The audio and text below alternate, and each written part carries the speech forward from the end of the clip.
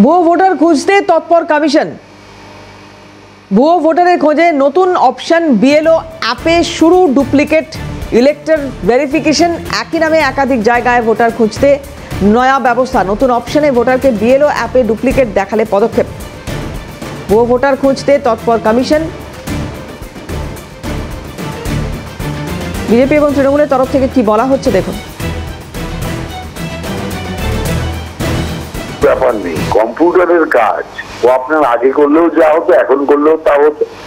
আর এখন যদি ওই এসআইআর এ বিএলওদের কাজের মধ্যে দিয়ে অর্ধেক কাজ যদি হয়ে যায় তাহলে তো আর বাকি দরকার থাকে না। কিন্তু অনেক বিএলও আছে তৃণমূলের প্রভাবে প্রভাবিত হয়ে বা তৃণমূলের ভয়ে এই সমস্ত যে ভুয়া ভোটার আছে তাদের নামগুলো কাটে, তৃণমূল কাটতে দেয়। যার জন্যই ইলেকশন কমিশনকে প্রযুক্তির আশ্রয় নিতে হচ্ছে এবং প্রযুক্তি ব্যবহার করে এই নাম কাটতে তো আর 1 বছর লাগবে এরকম তো কোনো ব্যাপার নেই।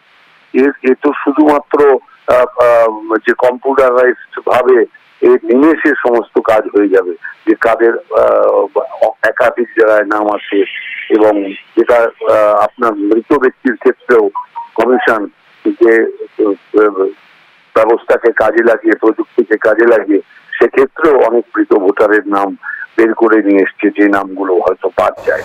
যে বিএলও যারা আছে তাদের মধ্যে কারা কারা সঠিক কাজ করেছে আর কারা কারা সঠিক কাজ করেনি এটাও চিহ্নিত হয়ে যাবে। কারণ পরবর্তী ইলেকশনের বিভিন্ন কাজের ক্ষেত্রে ওই লোকগুলো যেগুলো ভরসাদার নয় সেই লোকগুলোকে করা যাবে এবং তাদের হাত বাইরে রেখেই কাজ করা হতে পারে। অতএব সেই বিষয়গুলো অনেকটা সুবিধা হবে বলে আমি মনে করি।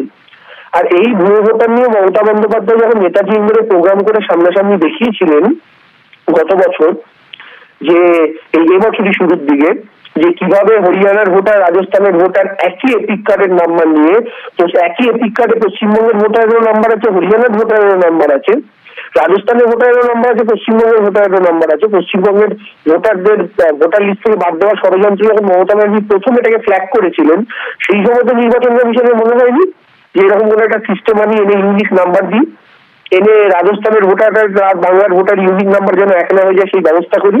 জায়গা থেকে দাঁড়িয়ে বিহারে তারা করেছেন, বিহারে তারা গভর্নমেন্টে ছিলেন, আসামে তারা এনআরসি করছেন, আসামে তারা গভর্নমেন্টে আছেন, তাই তারা ভাবছেন আমরা আসামে যেভাবে করেছি বিহারে যেভাবে করেছি বাংলাতে ওভাবেই করবো। কিন্তু ভুলে যাচ্ছেন বাংলায় আপনারা গভর্নমেন্টে নেই, তাই আপনারা যেভাবে চাইছেন সেভাবে খেলা হবে না।